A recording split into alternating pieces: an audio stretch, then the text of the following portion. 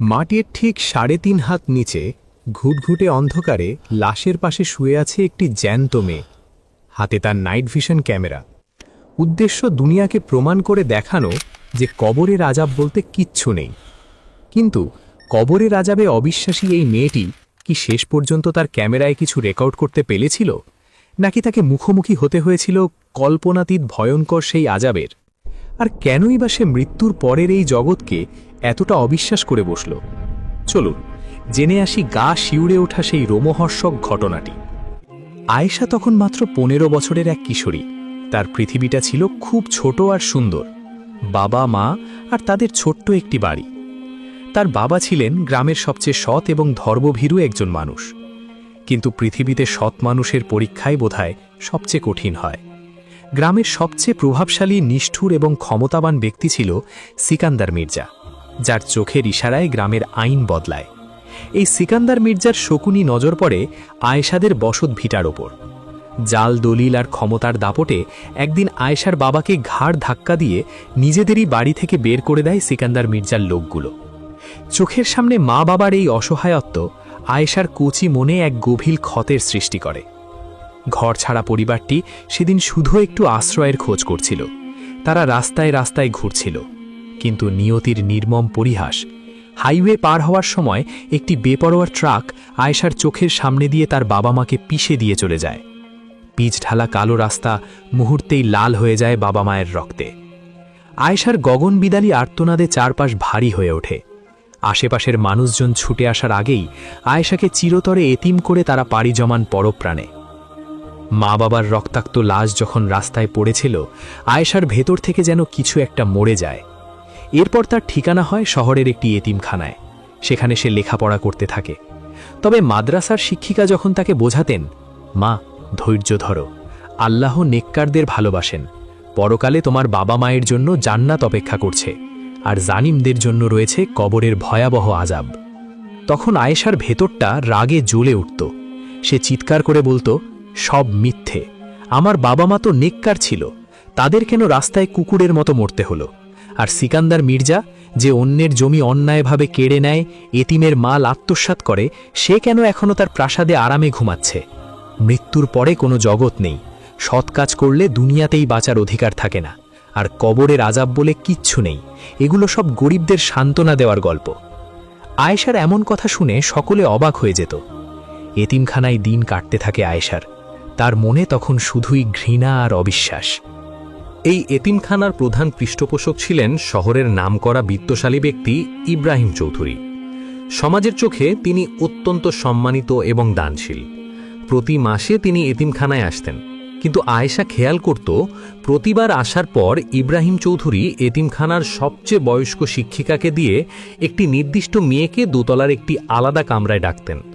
সেই মেয়েটি ফিরে আসার পর কাউকে কিছু বলতো না। আয়েশার মনে বদ্ধমূল ধারণা তৈরি হয়, এই তথাকথিত ধার্মিক লোকটি আসলে ধর্মের লেবাসধারী একটা পশু। সে এতিম মেয়েদের দুর্বলতার সুযোগ নিচ্ছে। আয়েশা সিদ্ধান্ত নেয় সে এই নরকে আর থাকবে না। যেদিন আয়েশাকে সেই কামরায় ডাকার পালা এলো, সেদিন সন্ধ্যার অন্ধকারে সীমানার প্রাচীর টপকে পালিয়ে যায় সে। দিশেহারা হয়ে ছুটতে ছুটতে সে এসে পড়ে শহরের প্রধান সড়কে। রাতের শেষ বাসটা আসতে দেখেই হাত উঁচিয়ে উঠে পড়ে সে। কোথায় যাচ্ছে সে জানে না। বাসের জানালার পাশে বসে একাকী কাঁদছিল আয়েশা।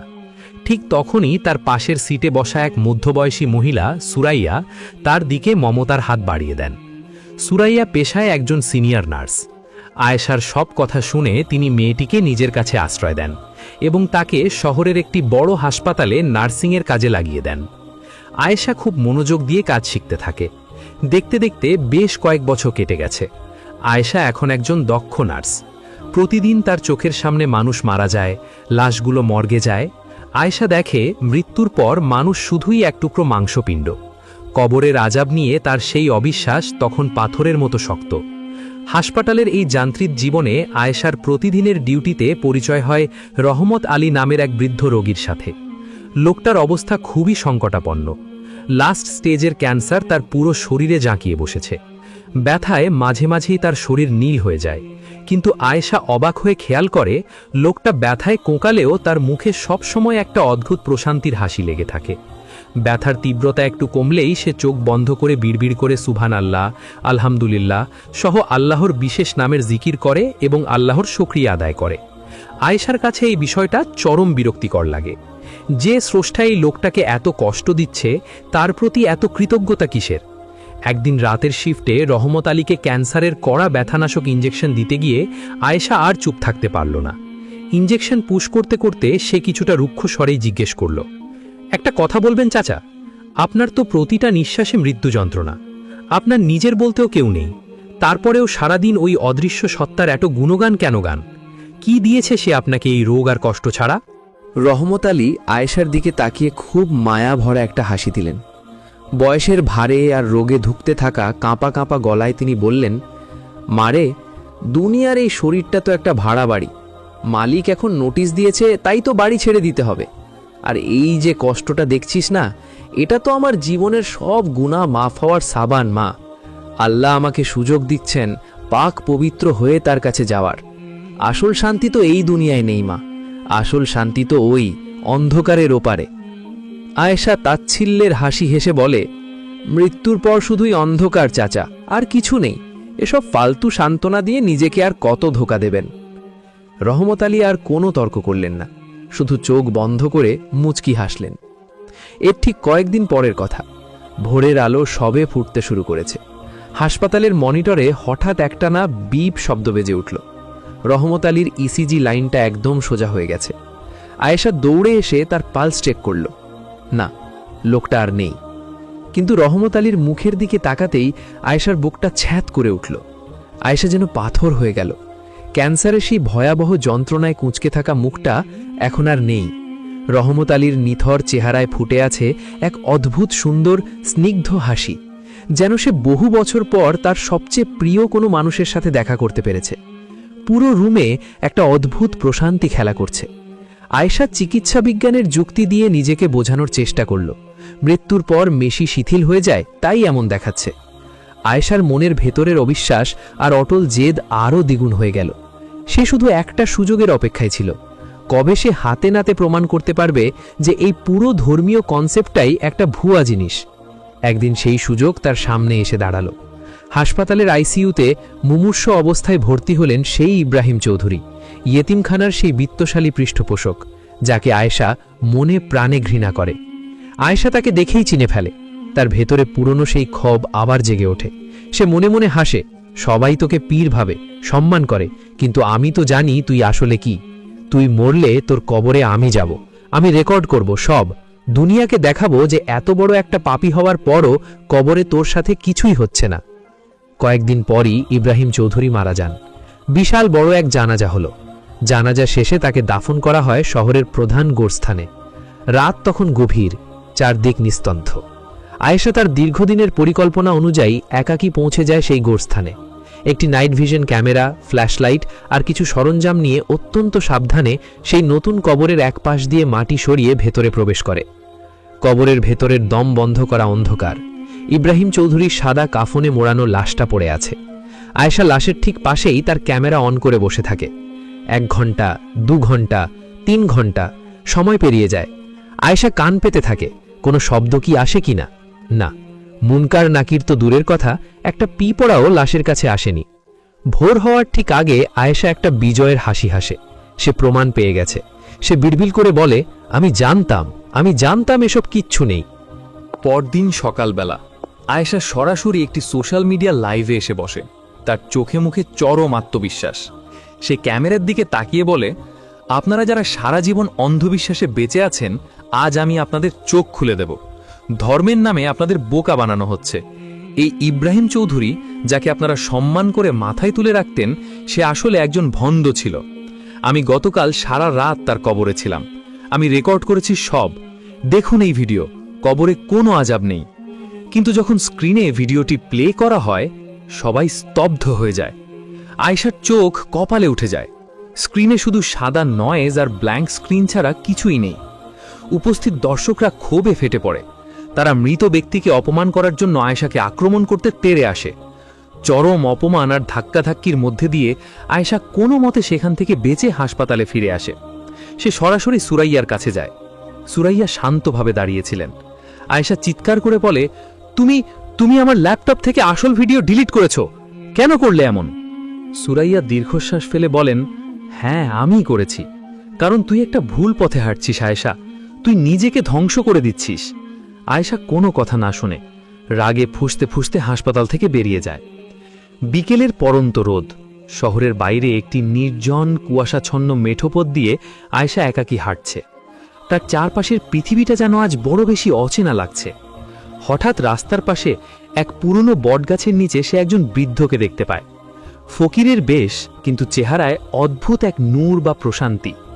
বৃদ্ধ হঠাৎ আয়েশার দিকে তাকিয়ে মুচকি হাসেন। আয়েশা থমকে দাঁড়ায়। বৃদ্ধের কণ্ঠস্বর খুব শান্ত, কিন্তু মনে হচ্ছিল কথাগুলো সরাসরি আয়েশার মস্তিষ্কে প্রতিধ্বনিত হচ্ছে।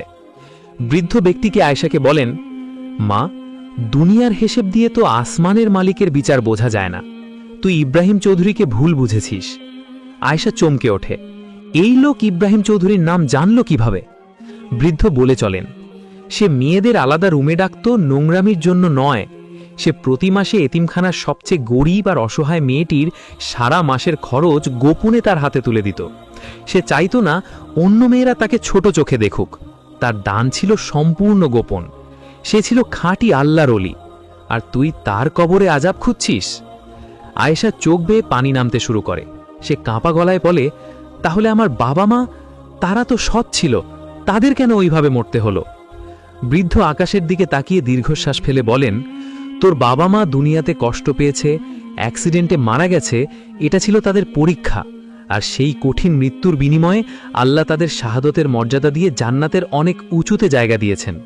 আল্লাহ যাকে ভালোবাসেন তাকেই বেশি পরীক্ষা করেন। আয়েশা মাটিতে বসে পড়ে। তার সারা জীবনের বিশ্বাস আজ চুরমার হয়ে যাচ্ছে। সে ডুকরে কেঁদে উঠে বলে, কিন্তু আমি তো প্রমাণ চেয়েছিলাম, আমি আজাব দেখতে চেয়েছিলাম। বৃদ্ধ আয়েশার চোখের দিকে স্থির দৃষ্টিতে তাকিয়ে বলেন, মা, দুনিয়ার হিসেব দিয়ে তো আসমানের মালিকের বিচার বোঝা যায় না, আজাব সবাই দেখতে পায় না মা, তবে তোর অন্তর যদি সত্যিই সত্যকে খুঁজতে চায়, তবে সামনের ওই পুরনো গোরস্থানে যা, তোর সব প্রশ্নের উত্তর সেখানেই পাবি। এরপর বৃদ্ধ ধীরে ধীরে উঠে দাঁড়ান। আয়েশার মাথায় হাত রেখে স্নিগ্ধ কণ্ঠে দোয়া করেন, আল্লাহ তোর সহায় হন মা। চোখের পলক ফেলতেই আয়েশা খেয়াল করে চারপাশ একদম ফাঁকা, সেই বৃদ্ধ সেখানে নেই। সন্ধ্যার অন্ধকার নেমে আসছে। আয়েশা মাটি থেকে উঠে দাঁড়ায়। সে ভাবছে এখন কি করবে। সে কি সামনের ওই গোরস্থানে যাবে? কিন্তু তাকে তো চরম সেই সত্যটা জানতেই হবে। অবশেষে আয়েশা এক ঘোরের মধ্যে সেই পুরনো গোরস্থানে প্রবেশ করে। দিনের আলো নিভে গেছে। শেয়ালের ডাক আর বাদুরের ডানার ঝাপটানি ছাড়া আর কোনো শব্দ নেই। হঠাৎ হাঁটতে হাঁটতে একটি পুরনো আগাছায় ঢাকা কবরের মাটি ধসে সে ভেতরে পড়ে যায়। মাটি আর ধুলো মেখে আয়েশা উঠে বসে। মোবাইলের আলোটা সামনে ধরতেই তার রক্ত হিম হয়ে যায়। সাদা কাফনে মোড়ানো একটা লাশ পড়ে আছে। কাফনের কাপড়ের একপাশ খোলা। আয়েশা ভালো করে তাকাতেই তার হার্টবিট যেন থেমে যায়। এ তো সিকান্দার মির্জা, যে তাদের জমি কেড়ে নিয়েছিল, যার কারণে তার বাবা মাকে পথে বসতে হয়েছিল।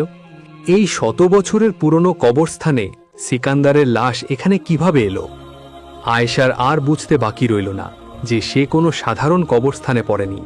সে পা দিয়েছে কোনো এক অমীমাংসিত রহস্যের গভীরে। হঠাৎ কবরের গুমোট পরিবেশটা নিমেষেই বরফের মতো ঠান্ডা হয়ে যায়। আয়েশার নিঃশ্বাস ভারী হয়ে আসে।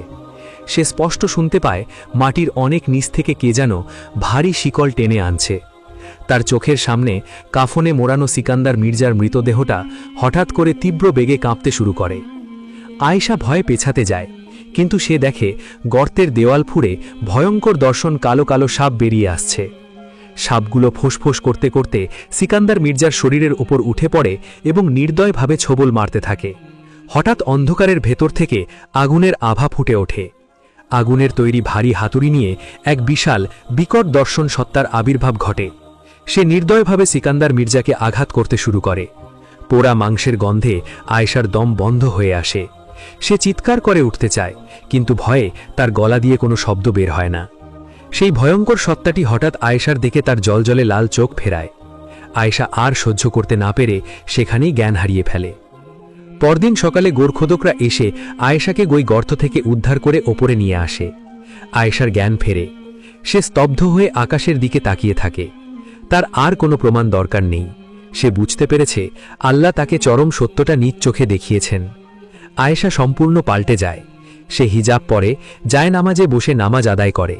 নামাজ শেষে দুহাত তুলে অশ্রুসিক্ত কণ্ঠে বলে, ইয়া আল্লাহ, আমার অহংকার ক্ষমা করো, তুমিই সত্য, তোমার বিচারই সত্য, কবরের আযাব থেকে আমাকে মাফ করে দাও। বন্ধুরা, এই ছিল আমাদের আজকের ঘটনা। আশা করি এই গল্পটি আমাদের জীবনে পরিবর্তন আনবে। আমরা দোয়া করছি আল্লাহ যেন আমাদের সকলকে কবরের আযাব থেকে রক্ষা করেন। এই দোয়ায় শামিল হতে সকলে কমেন্ট বক্সে আমিন লিখুন। আর এই গল্পটি থেকে আপনি যদি সামান্যতম উপকৃত হয়ে থাকেন তাহলে ভিডিওতে একটি লাইক দিয়ে চ্যানেলটি সাবস্ক্রাইব করে আমাদের পাশেই থাকুন। ধন্যবাদ সবাইকে।